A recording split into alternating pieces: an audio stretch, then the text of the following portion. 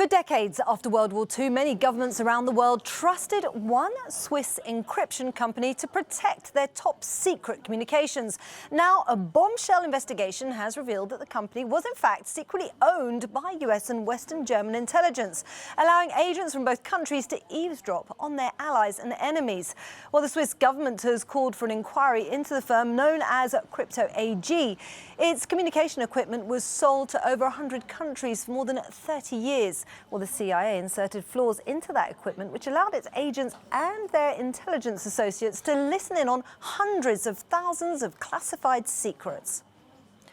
Well, these revelations are part of a joint investigation conducted by the Washington Post and the German public broadcaster ZDF. Well, I'm joined now by ZDF's Washington bureau chief, Elmar Tevesen. Good evening to you. Thanks so much for joining us. Now, this is an incredible story, and you were the original one to obtain the documents. Now, without obviously revealing your sources, how did you uncover this? Yeah, we were approached 2 years ago, Isabel, by somebody who had an original report from the CIA. It was a report compiled by former CIA operatives who thought it would be good to just put together the entire story of a project so-called Minerva. That was the cover name of that project within the CIA. And it was a cooperation with the German intelligence service BND. And so we obtained the report from the CIA. We also obtained several reports from the German BND, also compiled by former operatives who wanted to basically tell their side of the story. And if you look through the 280 pages, you discover the whole operation, which seems to be probably the biggest intelligence eavesdropping operation of the past 60 years. And there was a collaboration from 1970 to 1993 between CIA and BND. After that, BND got out and the CIA continued that operation until probably 2018. This is absolutely massive. So give us some examples of what was spied on, maybe just two. So basically how they did it, they, of course, sold the encryption devices, the machines, to 130 countries around the world, specifically to the governments, intelligence services, the military. And by doing that, they were able to listen in on all the encrypted communication and then decrypt it. And just to give you two examples, one is, for example, in the 70s, when in Argentina, the military junta was in charge with General Videla, the US and Germany were able to basically know everything about what was going on with regards to critics of the regime. More than 30,000 people were killed back then. They just disappeared.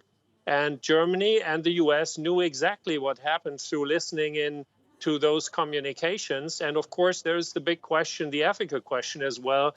Why didn't they do anything about it? Another example would be the Falkland War, end of the 70s, where we had the situation that Margaret Thatcher actually got the information from German BND and the US CIA about the entire military communication and government communication of the Argentine government. And thereby, maybe she would have been able to prevent this war from happening. She didn't do that. And that is a question, of course, to the British government today. Why did the war happen? We remember that, of course, back then, during the war, a ship was sunk, a military ship, a Navy ship of the Argentine Navy, and more than 300 people were killed in that. So we have several incidents of the past decades where we can see that Germany and the US knew a lot about what the governments around the world were doing. And the big question is, what was done with that information politically?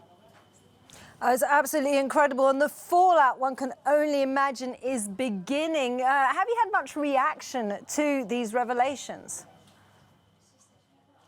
Yes, we had plenty of reaction. Of course, we cooperated with the Washington Post. So here in the US, of course, there's a big response to the Washington Post story that my colleague Greg Miller put together. And we in Germany worked together with my colleagues Uli Stoll and Peter Müller. The parliament is now looking into that because what the BND did was they earned a lot of money through that operation because this Crypto AG was actually earning a lot of money by selling those machines, millions and millions of dollars back then.